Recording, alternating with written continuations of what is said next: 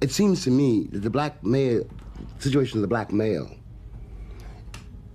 is in microcosm, the situation of the Christian world. The price of being a black man in America.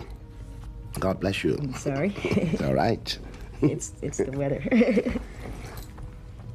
The price you had to pay, the price you're expected to pay, and which you have to outwit, is your sex.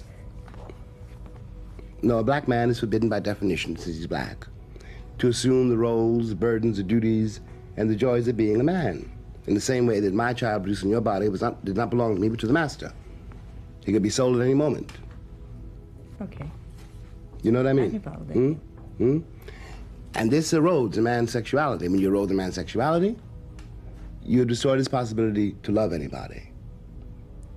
You know, though sex and love are not the same thing, if the man's sexuality is gone, then his possibility, his hope of loving is also gone.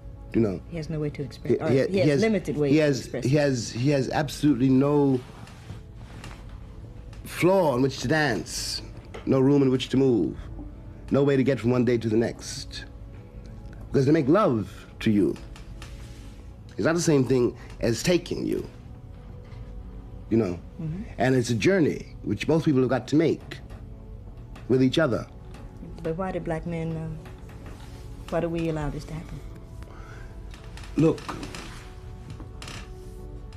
when I begin to talk about, the situation of black men, I mean, I'm nearly 50, so that I've got to avoid sounding, in any way defensive, because no, I don't mean that I think that you're attacking me, but you asked me a question which I'm trying to answer as honestly as I can. I have to look back over my own life, and you save yourself if you have any sense at all, and if you're lucky enough. If you lose your center, and let's say the center is your sex, if you lose that, if you allow that to be destroyed, then everything else is gone. And you have to figure out a way of saving it from the landlord. Because after all, I had to watch my father and what my father had to endure to raise 9 children on $27.50 a week when he was working. Now, when I was a kid, I didn't know what the man was going through at all. I didn't know why he was always in a rage. I didn't know why he was impossible to live with. But I had not had to go through yet his working day. And he couldn't quit his job because he had the kids to feed. He couldn't say, as our kids can, I don't like white people. He couldn't say anything. He lived his whole life in silence except in the church. And he couldn't explain, how can you explain to a 5-year-old kid, my boss, called me a nigger and I quit. And the kid's belly's empty and you see it. And you gotta raise the kid. You got to raise the kid. And your manhood is being slowly destroyed hour by hour, day by day. Your woman's watching it. You're watching her watch it. And the love that you have for each other is being to be destroyed hour by hour and day by day. It's not her fault, it's not your fault, but there it goes because the pressures under which you live are inhuman. My father finally went mad. And I understood when I became a man how that could happen. It wasn't that he didn't love us, he loved us. It wasn't that he didn't love his wife, our mother. He loved her. But he couldn't take it.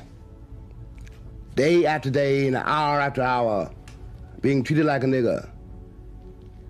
On that job and in those streets and on those subways.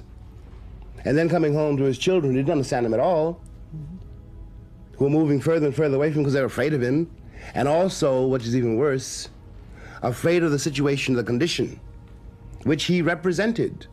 He was, after all, for a kid, you begin to see when you're called a nigger, you look at your father, because you think your father can rule the world. Every kid thinks that, and your father cannot do anything about it. And then you begin to despise your father, and you realize, oh, that's what a nigger is. And it's not your father's fault. And it's not your fault. It's the fault of the power, people who hold the power, because they have deliberately trained your father to be a slave. And they deliberately calculated that if he is a slave, you will be a slave.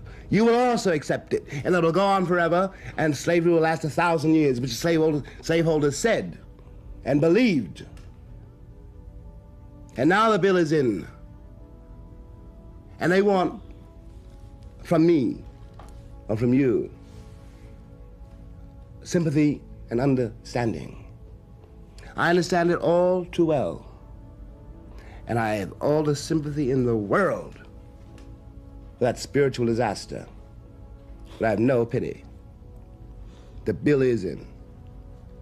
We paid it, now it's your turn.